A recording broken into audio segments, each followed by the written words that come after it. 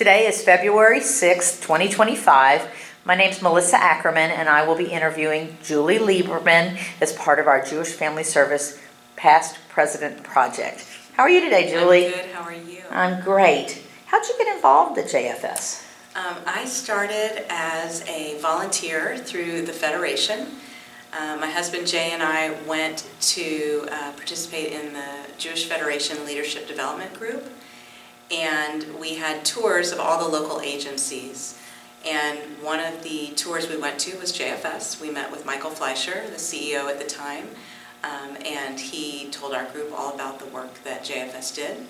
While I was there in the lobby, there was a little brochure for the Woman-to-Woman Luncheon with Diane von Furstenberg, who is one of my favorite designers, and so I just grabbed that on my way out, and then the next day called and bought a ticket to the event.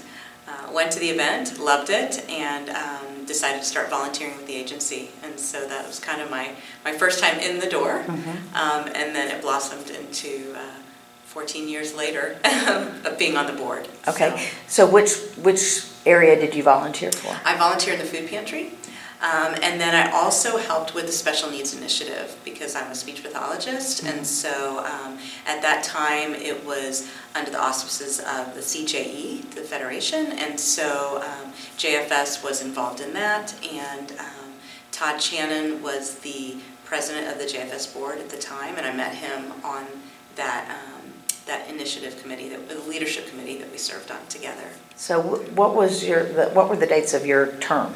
So I started on the board in 2010, and then until 2024. So okay, so just long rolled time. Up, yeah. Long time. Yeah. So what was your title during the tenure? So I started on the board just as a general board member, and then I was elected as an at-large member of the executive committee. And then from then moved to the executive committee as a vice president, and I was vice president I think for 3 terms, and then chair-elect, and then chair, and then past chair. Okay, it's called president or chair? It was president at the time, and so then in 2020 we changed the language from president to chair, and then at the same time Kathy became the CEO and president. Okay, great. Who were the various leaders during your tenure? So my presidents that preceded me, so it was Todd Channon, and then after that Kara Mendelson, and Cheryl Halpern, Randy Colin, Michael Kaufman, and then myself. And then Eric Goldberg was the chair after me. Were there partnerships between JFS and other Jewish community agencies? Yes, a million. I really feel like that's one of the things that JFS kind of served as like a clearinghouse for all different organizations. So especially through the Special Needs Partnership, we had partnerships with all the day schools, with all the congregations, with High, with Holocaust, with there were just with the J, so many different partnerships. I think that's one of the things that JFS does well, is that people come to us kind of as a central partner in all of those organizations to help. Were there coalitions with organizations or government outside of the Jewish community? So during my term, we did have lots of different partnerships with the City of Plano, City of Frisco, City of Dallas, City of Addison. We did a lot of things outside of the Jewish community, but in the greater Dallas community as well. What significant local, national, or international events had an effect on your term? So we had a little minor thing during my term in 2020 called COVID-19, and so that was an interesting time to be a board chair, especially as someone who had started for so long and kind of worked towards a goal of becoming the chair of the board, and then to start my term in May of 2020, we were doing meetings over Zoom, and I never kind of anticipated that we wouldn't be sitting in the boardroom together, but we would be sitting on the computer apart. Did the agency have to close during part of that time? We did. So the agency closed, I believe in mid-March is when everything kind of started to shut down, and so JFS as well was closed. One of the things that we ended up doing during the pandemic that was so significant is even though we were closed, we were still needing to provide food to people that had utilized our food pantry. And so we started a drive-through distribution where cars would come, and instead of having an appointment, they would just come lined up back to the tollway just to get food dropped into their trunk. No contact, mask on, that kind of thing, so that we could still provide the essential services at the time, even though our doors were closed. Do you remember how many people were served during those drive-through food pantry days? I do. I remember one stat that we used to talk about was that our food pantry was open 5 days a week, a couple hours a day, and we would see, maybe 100 families, 150 families a week, just on our regular schedule, pre-pandemic. And during our drive-through food distributions, we did it 1 day a week, and for 3 hours. So I think it was Thursday from 9 to 12, and we would see 750 cars during that time. Wow. Yeah. Okay. So it just shows kind of the need of what was going on at the time in our country, and also being able to serve the families that we were already serving. And often I would even go and volunteer, and we would have people that would see the cars and see the lines and wonder what was going on and just get in line, not being clients of the agency yet. And so when they got in line and we explained what was happening and there was a need, then we were able to do a quick intake and connect them to other services that we offered at the time as well. How were you able to pivot as an organization with some of the other departments during COVID, such a challenging time? Yeah, well, so we did go virtually, and all of our therapists were able to transition to virtual telehealth services. And what's kind of unique about that during that time is one of the things they talked about is that the attendance at the virtual appointments was actually higher than if they were in person, because a lot of times someone maybe had an appointment and something happened. Maybe their child was sick, or they got a flat tire, or they had something come up at work and they couldn't get to JFS at the time. But because we had transitioned to that virtual nature, they were able to make their appointments and be present for that. So we actually had a higher, so we had a higher attendance rate during that time. For providing those services. Another thing we did is we started in our career and employment services department. They started to do virtual trainings on Microsoft and writing a resume and doing an interview. And by broadcasting these, on social media, we had people outside of the Dallas area able to log in and to learn during that time. And so I think there have been a few. I can't look back and say, the pandemic was wonderful and so many wonderful things came out of it, but a few things that did come out of it we are still using today. So, there are still therapists who are doing some telehealth services. We are still doing these online trainings through the Career and Financial Services Department. And so we've kind of learned how to use some of the things that we just came up with on the fly long term. So. How long was the agency closed? It was closed for quite some time. I think what we had done in working with Kathy at the time, our CEO, really had to learn how to kind of pivot and change in what was happening. And so we would say things like, okay, well, we're going to be closed for the next month in accordance with CDC guidelines. But then what we were finding is as time went on, CDC was extending the guidelines. So then we also had to extend the guidelines. And then that also, the guidelines also then transferred into how we did our services in person, whether it was a mask or being vaccinated and things like that. So we had to kind of make some changes in what we were doing. Who were some of the leaders of the agency, the lay people that you worked with? At that time? During your period of involvement? Yeah, well, so Michael Kaufman, who was before me, and Eric Goldberg, who followed me, I really leaned on the two of them a lot during that time to kind of help guide us when we were making these decisions and not really knowing. Because, it sounds, everyone says unprecedented, but really we did not know what to do. And so we were working together. And then Todd Shannon has always been a mentor to me, I think probably because he was my entrance to the board and my first chair. And so I really relied on him a lot for help and asking questions about things like that. And Randy Colin was also president prior to me, and Cheryl Halpern. They were at the time on my executive committee, so also Julie Gothard and Seth Margulies. They were Weezy Margolis and Steve Berger, who are now all still on the leadership team of JFS, and so we all kind of went through it together. Who were some of the important staff that you've worked with over the years? Yeah, so, well, starting with Michael Fleischer and then transitioning to Kathy Barker. And Kathy and I share a common bond that we started kind of around the same time. So when I chaired the For the Love of Family event with Kathy Glick and Beverly Russell, who are my beloved friends and diaper shower co-chairs, Kathy had just started at that time. So that was her first fundraiser, my first fundraiser, and so we kind of went through it all together. And during Kathy's tenure, she brought on Daisel Sarte, who is our COO, and she's just formidable. And she has just really helped the agency grow in many, many ways. So. How has the agency changed over the years? Well, a lot. I think a lot, but then not a lot, because I think the agency, we still retain the heart of JFS and based on the core Jewish values upon which we were founded, and of tikkun olam and giving back and helping others and being an open door.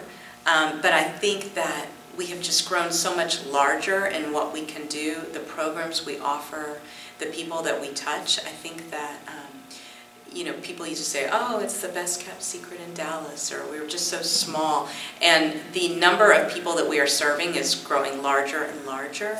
And in fact, making more partnerships with agencies and organizations in our community, like even we applied for a grant through Toyota so that they could help us with efficiency and making our food pantry run quickly, like an assembly line at a car factory. And so they were able to come into our food pantry and help us maximize how many clients we could see and how many we could serve in a certain amount of time. And so that was such a wonderful partnership that really helped the agency. And it was just a grant that we applied for and received. And so then Toyota said, we really love you and what you're doing and we want to help you more. What else can we help you with? And so then they helped us with our intake process. Yeah. So again, another sort of assembly line of how we receive calls and triage them out to the different departments. And so they helped us make our intake more efficient. And so I think things like that, partnerships that are in the community that we are tapping into now. Our development team, we have a great grant writing team and development team with Leah Guskin and Chris Walters and Maya Lefkowitz, and so we're getting really, finding things in the community that we can access that will help grow the agency and make it bigger and better. What kind of changes have you experienced in the Dallas Jewish community that have affected JFS? That's a good question. I think that the Dallas Jewish community kind of impact on JFS and the changes I think the first thing I would think about is just how the community has kind of grown and moved north. I live in Plano, but my husband, is very involved, a former chair at the JCC, and so, being in Dallas, our kids went to school at the J, and so we were often in Dallas, and JFS is based right in central Dallas, North Dallas, but most of our contemporaries, our friends, our family, our shul is north in Plano and Frisco, and so I think that is something that's interesting on that impact of the suburbs and growth north, how it impacts some of our core anchors that are in central. What are some of the initiatives to increase interest in Jewish Family Service? What do you think has been done to get the word out about JFS and what it does? Well, one thing that I think that has been done to get the word out, which has really changed a lot of things for JFS, but everywhere, is social media. And so the way that we use social media now to promote events that we have, so we can have more more people to come. Also our email, our e-list, and things like that through our website. But one thing that has been kind of special, we'll do live videos. I remember back during the pandemic doing Facebook live videos of our drive-through food pantry distribution so that people could see actually the work that we were doing. And so I think that's really helped kind of grow the word and get the word out about what we're doing. Do you remember how many clients or how many individuals came through the door or were seen or helped by Jewish Family Service in any given year? Yeah, so we take metrics on how many we help each year, and that helps us with our grants. And we typically, for as long as I kind of remember for the past couple of years pre-pandemic, it was always in that 11,000, 13,000, just that was kind of a sweet spot for us. Then shortly after the pandemic, it was 15,000 individual lives touched and 18,000, and I think I just saw in the annual report it was somewhere in the 20s now. So, and that is individual services that we're providing to different clients. So it's quite amazing. It is amazing. Yeah. In relation to your time at JFS, of what are you most proud? I would say I am most proud probably of the diaper shower. I'm proud that we came up with an idea. I brought it to Michael Fleischer, who thought, what is she talking about? Will you tell what it is a little Yes, bit? yeah, thank you. So 13 years ago, 14 years ago, we just had our 14th diaper shower. I had an idea. Diapers, and there are certain items that are not covered by food stamps. And so diapers, toiletries, feminine hygiene care, all those products are not covered. Most people don't realize that if you go to a food pantry, you can't get access to those items. And so at the time, right now my children are 13 and 17, but at the time I had young kids in diapers and they were expensive. And I remember reading an article once that people who don't have access to money to buy diapers will reuse their diapers. So children, both of my children were at preschool where we had to send diapers with them. And so this article talked about how some parents will send their kids to school or daycare with one diaper all day long for multiple soilings. And so what that does is can lead to increased infection. It takes away their dignity. And it's something that it's prohibitive to people who are trying to get ahead, right? Because maybe their child gets sick, they can't go to school, they can't work. And so I decided that I wanted to do something. And I thought diapers and wipes was just an easy thing that I had play groups galore and lots of friends in my same realm of life. And so we had just finished the For the Love of Family event that I spoke about with my co-chairs were Beverly Russell and Kathy Glick, and we met on that event and through that event, and we became so close and we worked so well together that we didn't want to let each other go. So I talked to the two of them about that, and I said, what do you think about doing this? And they said, love it, let's do it. So we went to Michael Fleischer, and I brought up the idea, and it took about 6 months before he finally said, okay, fine, because they just thought it was something they had never done before. And so I finally convinced him. I said, can you let the pantry be open from 1 to 3, and we'll just tell everybody we know, and they'll drop off diapers and wipes. At the time it was baby food and soaps and things like that. We've kind of streamlined it into just diapers and wipes. And so he agreed. And then that day, between 1 to 3, we just did it all by email. We emailed all our friends. I don't know if we put it on Facebook at the time, or if we had a mailer, but I think we just told all our friends, word of mouth. And so at the end of the day, we counted and we collected 18,000 diapers. And so I like to joke that then the next year, they said it's the second annual JFS diaper shower. And so from then on, we've done it every year, and we've fine-tuned it through the year to find out, what works for us, whether we just do it, in person or virtually. Amazon was a big win for us. People just buy online and ship straight to JFS. And so every year I apologize to JFS because it's like one crazy month. They can't walk through the hallways. They're full of boxes of diapers. But it basically provides the diapers and the monetary donations we receive for the entire year. Yeah. And we've had... Well, we've had people ask us, can't you do the diaper shower more often throughout the year? And we have found that by having it one time a year, it's just everybody knows, and that's their time to participate, and they love it. And all the local preschools collect for us as well. And we've gotten. This year was the first year where people are actually contacting us. We usually, say, hey, would you like to participate? Would you like to be a satellite site? And this year I got like 3 or 4 emails from different schools saying, when's the diaper shower? We want to collect. And we also had a few places say, can we collect for 2 months instead of 1 month? And we said, sure. Yes, you can. You keep them at your place. Yeah, we would love it. So it's just been one of those things where it was just kind of like a little idea, and it ended up having a big impact. And it's so helpful to people in the community. Yeah, so I'm really proud of that. That's wonderful. Yeah. Any other wonderful memories you'd like to share from your time being involved with Jewish Family Service? I mean, there's so many wonderful memories. I mean, I think, you asked me about the leaders at the time, and I think I would be remiss not to mention Linda Gardner and Ethel Zale and just all that they have done for Woman to Woman. And so I'm really proud to have chaired that event and been an honorary chair for that event and been an attendee, and that's kind of where it all started for me, coming to that event the first time after coming to JFS. So I look to those leaders and